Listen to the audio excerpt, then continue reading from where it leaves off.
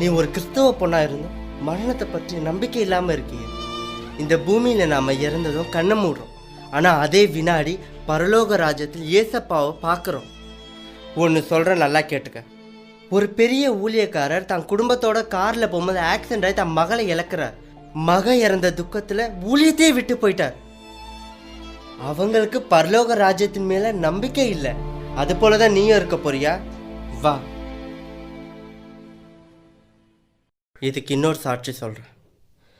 இயேசுக்காக ஊழியம் செய்யும் ஒரு குடும்பத்தை பிடிக்காத சில பேர் அவங்க காலையில் டிஃபன் சாப்பிடும் போது கடத்திட்டு போயிட்டாங்க. நீங்கள் இயேசுவை மறுதளிக்கலைன்னா அவங்க எல்லாரையும் கொன்னுடுவேன்னாங்க. ஆனால் அவங்க மறுதளிக்கலை. உடனே அங்கேருந்து அவங்க குழந்தைய உயிரோட குழி தோண்டி புதைச்சிட்டாங்க. அதை பார்த்து அந்த குழந்தையோட அப்பா ரொம்ப பயந்தார்.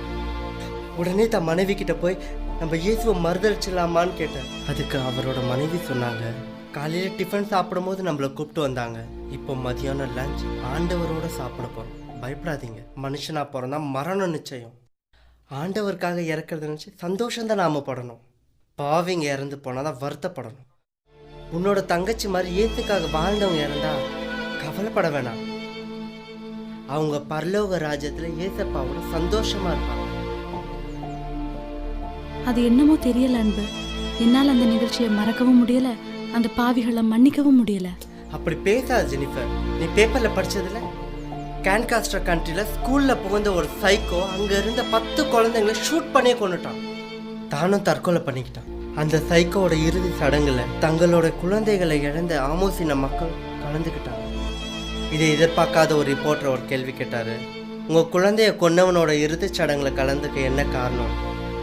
அதுக்கு அங்கே இருந்த பெற்றோர்களில் ஒருத்தர் சொன்னார், இவன் எங்கள் குழந்தைய கொன்னுட்டான்னு இவனை மன்னிக்காமல் இவன் மேலே கசப்பான எண்ணம் வச்சுருந்தா நாங்கள் இறந்த பிறகு பரலோகத்தில் இயேசுவோட ஜீவிக்கு எங்கள் குழந்தைய பார்க்க முடியாமல் போயிடும்னார்.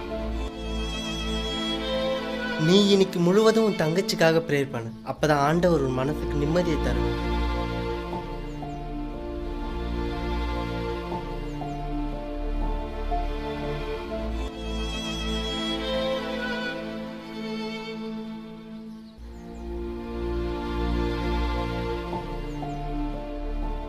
நீ இன்னைக்கு முழுவதும் உன் தங்கச்சிக்காக ப்ரேயர் பண்ணு. அப்போதான் ஆண்டவர் உன் மனசுக்கு நிம்மதியை தருவார்.